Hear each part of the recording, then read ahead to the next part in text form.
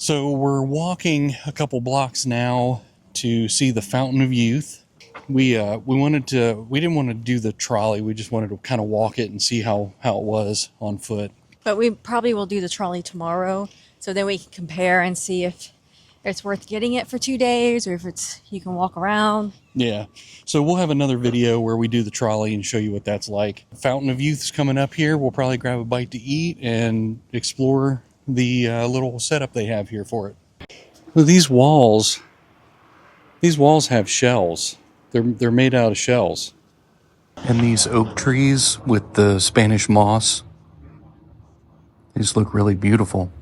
We saw peacocks down this road. There's peacocks walking around. There they go. Just running out in the road.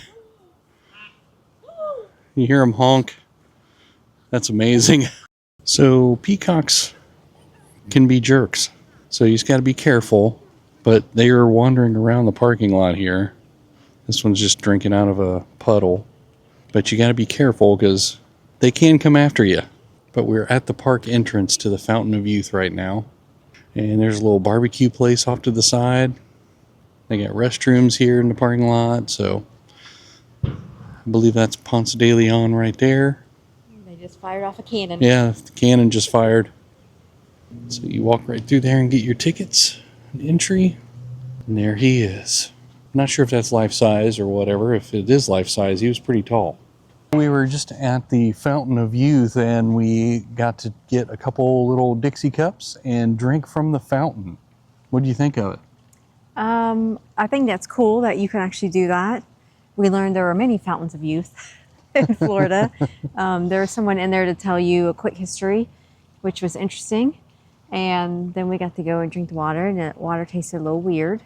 Yeah, I don't know if it was iron or just some mineral-y kind of taste. Yeah. I don't know. Is mineral-y a word? It can be. But it's interesting to hear the history. All the guides here have been super amazing. Yeah, and I really appreciate that because these places all cost money and it adds up. So when you're getting your money's worth, then you feel a lot better. Yeah. You enjoy your time. Makes it all worth it. This old cannon here. Oh, wow. It's got the seashells in it again. Yeah. I haven't seen a sign yet that tells me the importance of the seashells in the concrete. But I'm wondering if it like helps it set up or if it was just materials they used because it was available here. Right. Maybe that was all they had. But we're on our way now to see the elusive white peacock. Crystal spotted it from across the park, and now we're coming over to see him. Oh, look how pretty. There he is, the white peacock. So we're getting ready to enter the planetarium part of Well, it's a show. Park. It is a show. In 1956, this cost $7,000. And as of 2009, that would have been just under $55,000.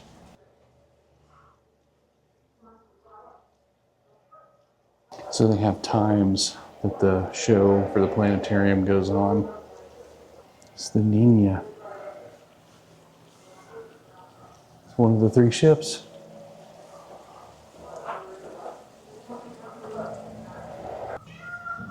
We want to go see the burial exhibit, but here's another peacock. Just wandering around. Hey, peacock, that says, please keep off the grass. He does what he wants. Yeah. So here's the burial exhibit. The mural was painted in 1954. And as you walk in, they have some information boards on both sides. So they actually found bones here, and they worked with the diocese in 1991 to rebury the exposed skeletons that were found as a part of the excavation that went on here.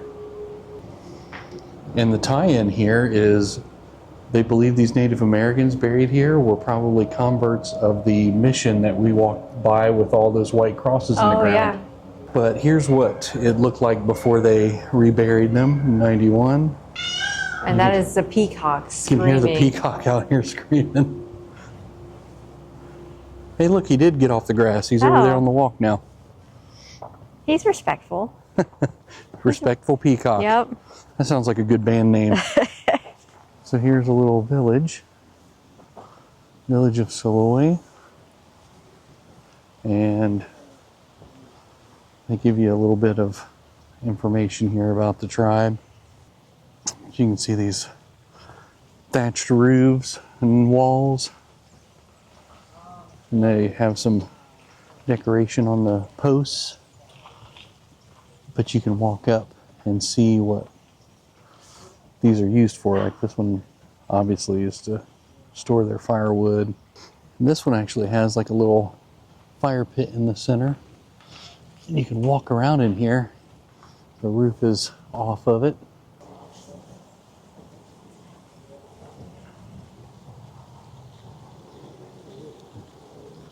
There's a gator skin on the wall.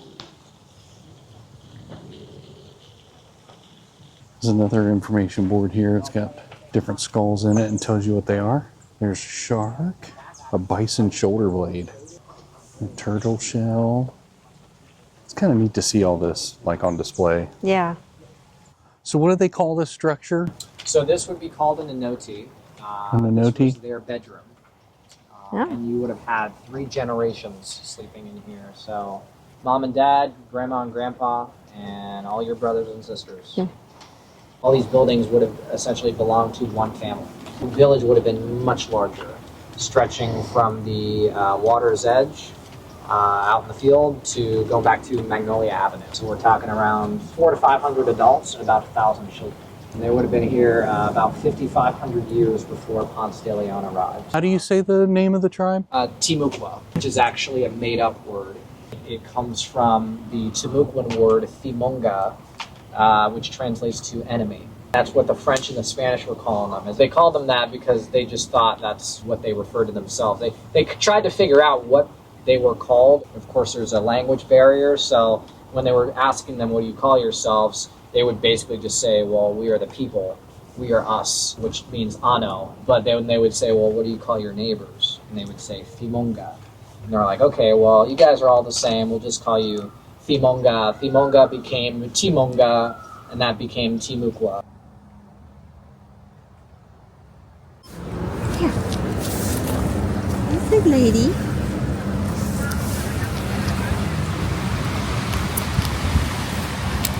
They're not all just for you. Oh, look at them running.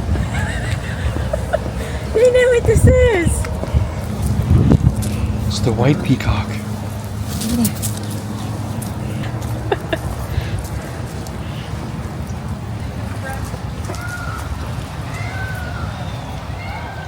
They knew what that meant. Yeah. You can get peanuts for them, and they came running. All of a sudden we're very popular. Yeah, they're all our best friends. I wonder if they were watching us walk up to the food machine like, do it. Yeah, they were like, Do yeah. it. That's it. I don't have any more peanuts. Got the peacock roosting up top there. And this guy's, he's mad because the Coke machine took his change. Right? All he wanted was a nice, refreshing Coke. Like he's looking for it. Like, it didn't come out. Yeah, he's like, this thing ate my money. So we just left the Fountain of Youth after walking through the gift shop. Didn't really film in there because there was music playing the whole time. And I felt like, you know, copyright and all that good stuff. But it had what you would expect. It had t-shirts, magnets, ornaments, things like that. Cups. And little touristy Yeah. trap things like Fountain of Youth water you could buy. Yeah. Bottled. So we both drank from the Fountain of Youth. Do you feel younger? My feet hurt right now, so no. So the Fountain of Youth, you had to pay to get in, and it was about $23 for an adult. And I honestly thought it would be like a tourist trap kind of thing. But it actually has some interesting things in there, and the workers interact with you and let you know the history of everything in there. So I was glad we did it.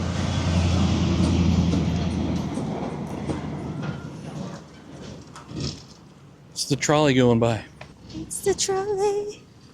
But I felt like it was a pretty cool thing to see. I mean, there was a lot of historical things to look at. The people that worked there were really awesome, really informative. They were answering questions left and right and talking about the history of the people and of the land here, the tribes and all that. And a lot of it was about Ponce de Leon coming here and discovering Florida and how all that went down, and it was a really cool learning experience, I thought. Yeah.